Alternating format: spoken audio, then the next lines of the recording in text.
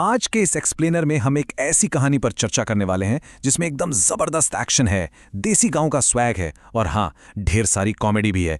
लेकिन इसके सेंटर में ना एक सच्चे हीरो बनने का सफर छुपा हुआ है। ये कहानी है बाबलू यादव की, जिनका भौकाल मतलब सिर्फ एक शब्द नहीं है, अपने आप में एक पूरा माहौल है। आज हम एनालाइज करेंगे कि जब सिर्फ दिखावे वाला स्वैग असली जिम्मेदारी से टकराता है तो आखिर होता क्या है। तो चलिए बिना वक्त गवाए सीधे शुरू करते हैं।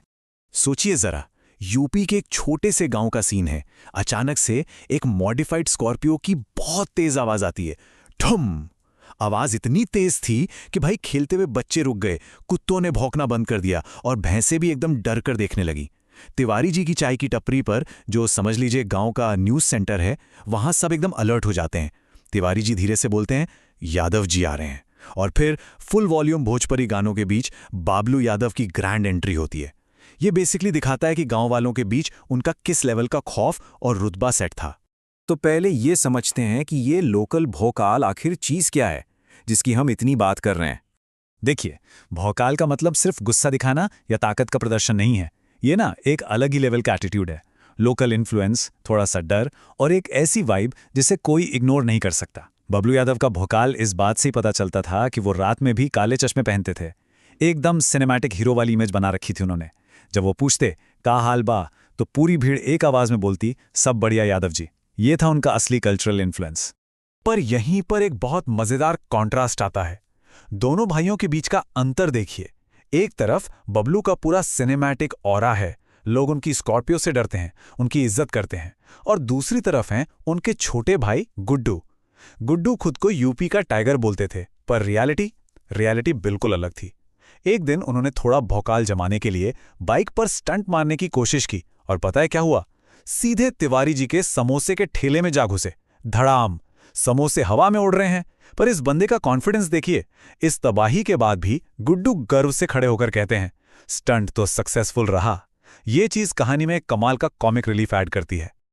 लेकिन नया ट्विस्ट तब आता है जब नए एसपी शुक्ला गांव आते हैं। बाकी सबसे बिल्कुल अलग। एसपी साहब को किसी का डर नहीं था। उन्होंने आते ही क्लियर कर दिया, भाई मैं सिर्फ अपनी बीवी से डरता हूं, किसी और से नहीं। इसके बाद शुरू होती है एक एपिक चेज। बबलू की स्कॉर्पियो कीचड़ भरी सड़कों, सब्जी मंडी और पतली गलियों से भागते हुए अचानक एक शादी के फंक्शन में जा घुसती है।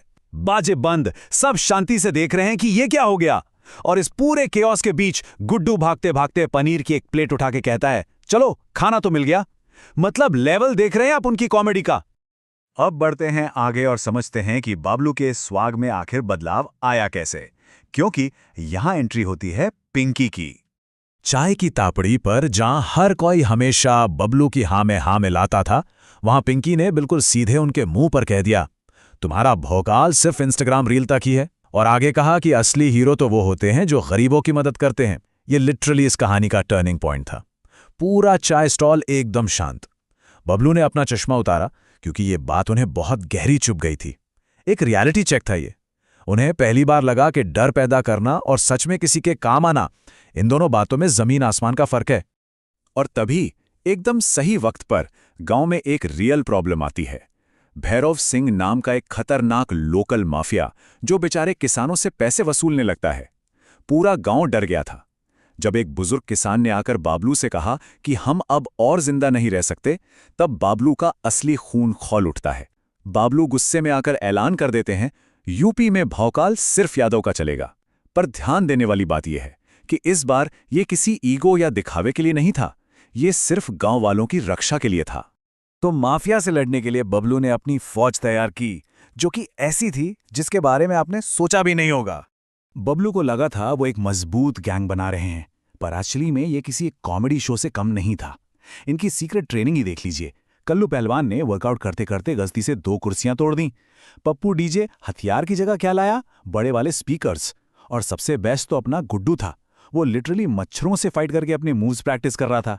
एक मच्छर को थप्पड़ मार के कहता है, एक दुश्मन ढेर। ये लोग एक रियल फाइट के लिए कितने ज्यादा मिसमैच्ड थे, ये सोचकर ही हंसी आती है। और फिर वक्त आता है आखिरी मुकाबले का, गांव की सबसे बड़ी जंग। ये पूरा क्लाइमैक्स ना बिल्कुल एक फास्ट पेस्ड मूवी जैसा है। ध्यान दीजिएगा, पहले मिनट में भैरव गांव पर अपना क्लेम करता है। ठीक 5वें मिनट पर फुल भोजपुरी म्यूजिक और धुएं के बीच बबलू की स्कॉर्पियो एक ग्रैंड एंट्री मारती है। बबलू अपना चश्मा उतारकर बोलते हैं, नहीं रे, ये गांव यादव का है, और जंग शुरू। 10वें मिनट तक आते आते इस सीरियस फाइट के बीच गुड्डू गलती से अपने ही आदमी को मार देता है और बोलता है, अरे सॉरी भाई, गलत निशाना लग गया। लेकिन 15वें मिनट पर एक जबरदस्त मोमेंट आता है जब एसपी शुक्ला अपनी पुलिस फोर्स के साथ आते हैं और पहली बार बबलू और पुलिस मिलकर उन अपराधियों को धोते हैं। इस प्योर केओस और मुकाबले के बाद समझ आता है असली हीरोइज्म का मतलब। माफिया के पकड़े जाने के बाद एसपी शुक्ला खुद चलकर बबलू के पास आते हैं और बोलते हैं, तुमने बहुत रूल्स तोड़े हैं, पर आज तुमने कुछ बहुत अच्छा किया है। एक स्ट्रिक्ट पुलिस ऑफिसर से यह सम्मान मिलना बबलू के लिए बहुत बड़ी बात थी। एक बहुत ही डीप इमोशनल मोमेंट था ये। बबलू थोड़ा मुस्कुराते हैं, लेकिन अचानक इस गंभीर पल का भी कचरा कर दिया गुड्डू ने। बीच में कूद के बोलता है, तो सर एक सेल्फी हो जाए। 1 सेकंड में पूरा सीन वापस कॉमेडी बन गया। इस पूरे इंसिडेंट के बाद बबलू की इमेज पूरी तरह ट्रांसफॉर्म हो गए। वो सिर्फ डराने वाले या शोर मचाने वाले इंसान नहीं रहे, वो एक चहीते रियल हीरो बन गए जिनकी लोग सच में इज्जत करते थे।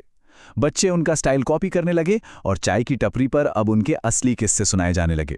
और सबसे बेस्ट मोमेंट तब आया जब सनसेट के वक्त पिंकी ने स्माइल करके उन्हें असली नायक कहा।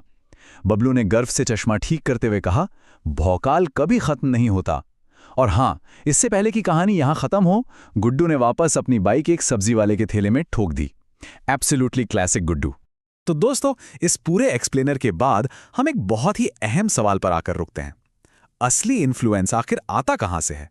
क्या सिर्फ नकली इमेज बनाने और लाउड म्यूजिक पर एंट्री लेने से कोई लीडर बन जाता है, या फिर तब जब वो जमीनी स्तर पर लोगों की मदद करता है? बबलू यादव की इस कहानी ने हमें सिखाया है कि फैंसी गाड़ियां और काले चश्मे आपको अटेंशन तो दिला सकते हैं, पर इज्जत यानी असली भौकाल तभी मिलता है जब आप सही चीज के लिए खड़े होते हैं। आज के सोशल मीडिया के जमाने में जहां हर कोई सिर्फ इमेज बनाने में लगा है, इस बारे में सोचना बहुत जरूरी है। आपको क्या लगता है, दिखावा ज्यादा जरूरी है या असली इंपैक्ट? आज के लिए बस इतना ही। इस सफर में जुड़े रहने के लिए बहुत बहुत शुक्रिया।